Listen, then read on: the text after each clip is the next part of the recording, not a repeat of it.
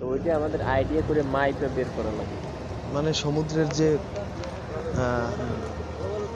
তো ওইটা মাইপে মনে করেন যখন সাগরে যাই আমরা, জি সাধারণত সাগরে যখন যাই তখন আমাদের ওই চার্জ হিসাব করে আমরা একটা দিক নির্দেশনা করে দিই। আমাদের এখান থেকে তখন চিটংয়ে যাব, জি চিটংয়ে যাইতে হলে একটা তো ভিতর থেকে রোড আছে আর একটা আছে বাহির থেকে রোড।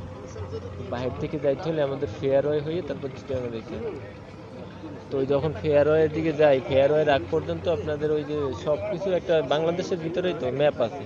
জি ওই ম্যাপ দেখতে দেখতে ওই ডাইন পাশ বাম পাশে কি আছে, জায়গার নাম, এগুলো সব কিছুর ভিতরে আছে। আমাদের অনেক মনে করেন যখন ক্লাস করছি বা কোর্স করছি ট্রেনিং এর সময়, এখানে ওই চার্ট মাপটা মনে করেন এক এক পয়েন্টে কত কিলোমিটার বা কত নটিক্যাল মাইল, আমাদের নদীপথে তো নটিক্যাল মাইল বলা হয়। জি তো ওই নটিক্যাল মাইল এক এক ইঞ্চিতে কত নটিক্যাল মাইল চার্টের,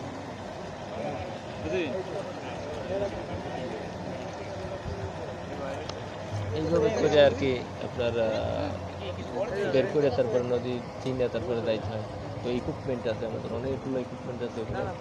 জাহাজটা এখন কোন পজিশনে আছে, কতটুকু পানির উপরে আছে, নিচে কতটুকু পানি আছে, তারপরে আমরা এখন কোন দিকে যাচ্ছি, ঠিক আছে, কত স্পিডে চলতেছে, আবহাওয়া কিরকম, আশেপাশে কারা আছে রাডারের মাধ্যমে দেখতে পাইতেছি, একটু সাউন্ডার আছে পানি মাপতে পারতেছি, কত দূরত্ব, আমি যেখানে যাবো ওই পজিশনটা কত দূরত্বে আছে, কত সময় লাগবে যাইতে, সেগুলো সবকিছু জানা যাইতেছে। এখন আধুনিক হয়ে গেছে না সবকিছু আপডেট। ভাইয়া, তা আপনি কোনো সময় কি ঝড়ের কবলে পড়েছেন? সমুদ্রের ঝড়ের উত্তাল ঢেউয়ের ভিতরে? সাগরে তো ঝড়ের সাথে মোকাবিলা করতেই হয়। সত্যি ভাইয়ের মুখে জাহাজী জীবনের কথাগুলো শুনে আসলে মনোমুগ্ধকর একটি অনুভূতি পেলাম। আসলে সাগরের যে প্রকৃতি পরিবেশ, তার সাথে মোকাবেলা করে তাদের জীবন জীবিকা চলে। তাদের প্রতিটি সেকেন্ডই মৃত্যুর সাথে লড়াই করা লাগে, কারণ কখন যে ঝড় আসে, কখন যে সমুদ্রের গভীর থেকে স্রোতধারা বৃদ্ধি পায়, আসলে বলা যায় না। সো ভাইকে অসংখ্য ধন্যবাদ ভাইয়ের মুখ থেকে জাহাজী জীবনের কথাগুলো শুনে।